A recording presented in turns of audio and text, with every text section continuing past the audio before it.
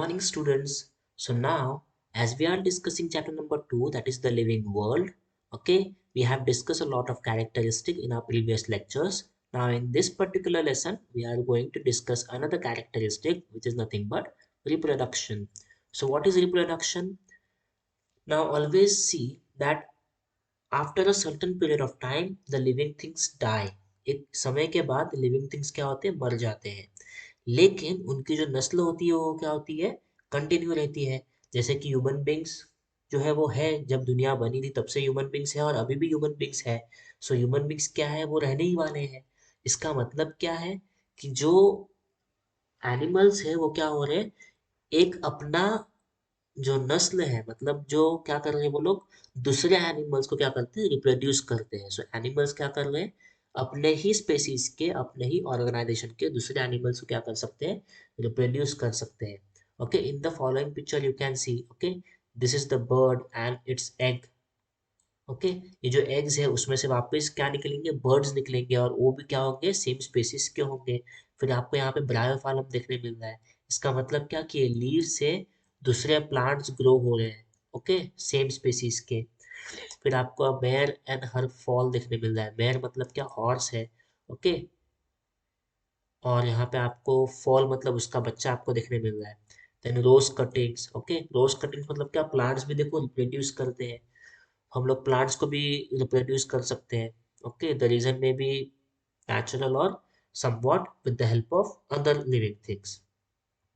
Now living things produce other living things like themselves। देखो, जो living things होते हैं वो दूसरे लिविंग थिंग्स को प्रोड्यूस करते हैं, और वो क्या होते हैं, जो लिविंग थिंग प्रोड्यूस होने वाला है वो भी क्या होता है, उसी लिविंग थिंग्स के जैसा होगा जिसने उसको प्रोड्यूस किया है।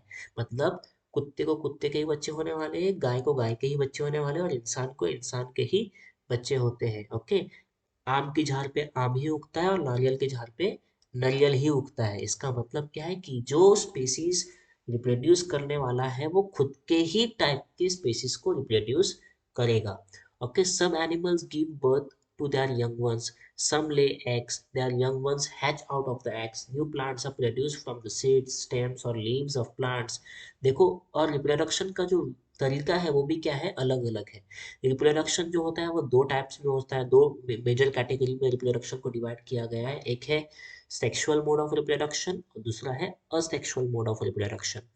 ओके, सो ये जो प्रोसेस है वो क्या होता है, डिफर करता है, okay, according to the species. जैसे कि जो बर्ड्स है वो सीधे सीधे एग्स देते हैं, और फिर एग्स से उनके जो ऑफस्प्रिंग है वो क्या होते हैं, हैच होते हैं। लेकिन प्लांट्स में क्या होता है, प्लांट्स में जो ग्रोथ है वो सीड्स के जरिए होगा, या फिर स्टेम्स के जरिए नए प्लांट्स उगेंगे, या फिर लीव्स के जरिए नए प्लांट्स उगते हैं। ओके, और हर एक एनिमल का और लिविंग थिंग का ये जो प्रोसेस है वो क्या करता है, डिफर करता है एक दूसरे से। Now the process by which a living thing generates a new living thing like itself is called the reproduction or procreation process. Okay, so what is reproduction? It is the process by which a certain living thing generates a new living thing like itself. Okay, now this is also ability of living things. This is also one of the major characteristic of living things. Okay, now here you can see a certain picture. In this picture you can see there is plant. Okay, जो plant है देखो, यहाँ पे वो growth है, ये भी growth है यहाँ पे कम्प्लीटली, लेकिन वो उसके धीरे धीरे उसमें क्या होने लगा, उसके जो लीव्स है वो क्या होने लगे, सूखने लगे, और फिर बाद में लीव्स पूरी तरीके से मुरझा गए। फिर वापस वो लीव्स क्या हो गए, आ गए।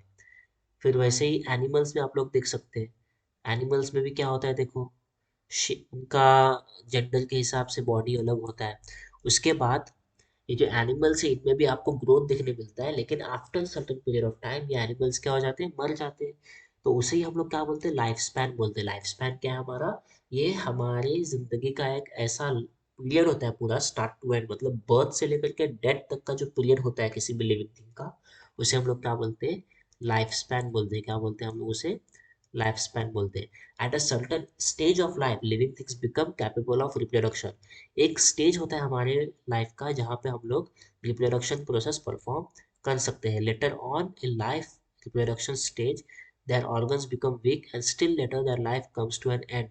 फिर होता क्या है, after certain period of time reproduction process perform नहीं हो सकता, एंड आफ्टर दैट पीरियड उसके कुछ समय बाद क्या होता है, वो जो लिविंग थिंग्स होता है वो कम्प्लीटली वीक हो जाता है, और फिर उसका जो लाइफ है वो एंड हो जाता है। Okay, in other words, living things die. So all the living things are going to die after certain period of time. Not a single living thing is immortal.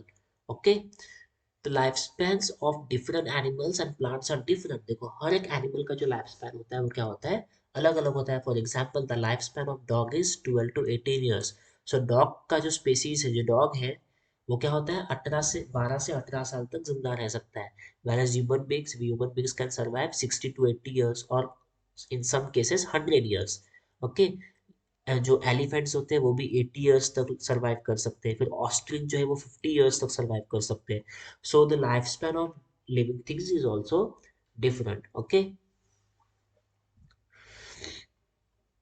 Now the question is कि जो living things है वो कैसे आए दुनिया में, what, कैसे उनका पूरा ग्रोथ हुआ, कैसे उनके बीच में डाइवर्सिटी क्रिएट हुई।